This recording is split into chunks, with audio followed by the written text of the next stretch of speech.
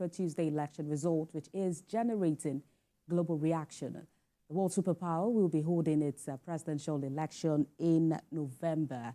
But the Super Tuesday election resulting is shining the light on the tie between President Biden and his former rival, Donald Trump. We have more details in this report. The pointers from the preliminary votes seem to be pointing at a rematch between the President of the United States, Joe Biden, and former President Donald Trump. Both men have swept the state primaries that were held on Super Tuesday, making Democrat President Joe Biden win the contest in 14 states, plus Iowa, where people voted by post.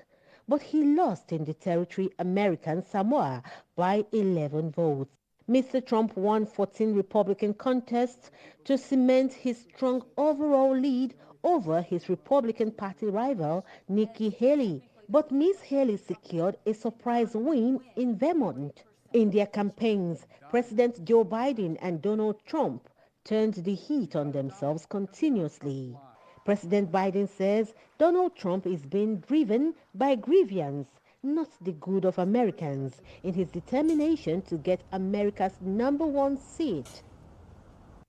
Whether democracy is still America's sacred cause is the most urgent question of our time. And it's what the 2024 election is all about. The choice is clear.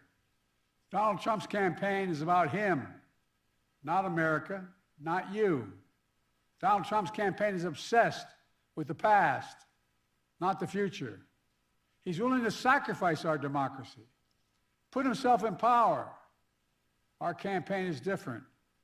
For me and Kamala, our campaign is about America. It's about you. It's about every age and background that occupy this country.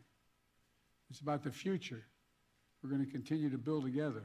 On the flip side, Donald Trump says the United States will no longer have a country if Mr. Biden wins the presidential election in November. A lot of people say, a lot of experts have said the stock market's the only thing that's doing well, and that's doing well because our poll numbers are so much higher than Joe Biden's. And for more on the race to the U.S. presidency, the publisher of the New Americans magazine, Deba Wadia, joins me via Zoom now from the state of Texas. Glad to have you join us on The World Now. Thank you very much. Actually from Ohio State. Right. Now, the Super Tuesday's results were largely predictable looking at the figures we saw yesterday. But now that Nikki Haley has withdrawn from the presidential race, do we foresee a possibility of a merger between her and Trump, possibly the position of the vice presidency? Well, from what we've observed from the, prior to her quitting the race this morning, I don't see the possibility of her becoming the running mate of former President Trump.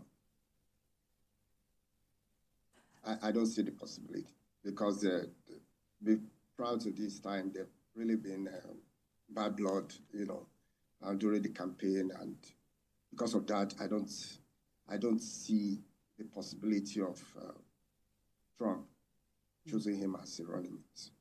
Well, I'm saying this because we could see a significant majority of Haley's independent voters saying they will not support Trump in a general election. And these are the kind of voters that Trump needs. They're the kind of voters that Trump needs to win in a general election. How much of a move would Trump need to make to convince these voters? Excuse me. Sorry. The situation in the U.S., it's always predictable when it comes to, which party will win certain states and some states.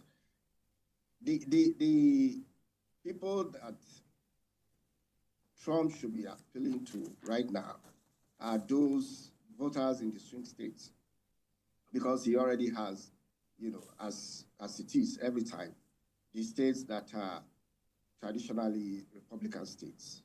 And so those he should be appealing to right now to convince them to vote for him are those in the swing states. And how can he get those in the swing states? And in these swing states as well, you have supporters of the Republican Party that are traditionalists. They don't bother who is there and who is not there. And you also have supporters of the Democratic Party, whether you like it or not, they will vote Democrat. So now you look at the independent, like you said. The independent, now we have a situation where somebody is being indicted, He has 91 felony charges, that are pending. And so how do you convince these independent voters that these charges, will not affect you before the election? So that's where we are right now.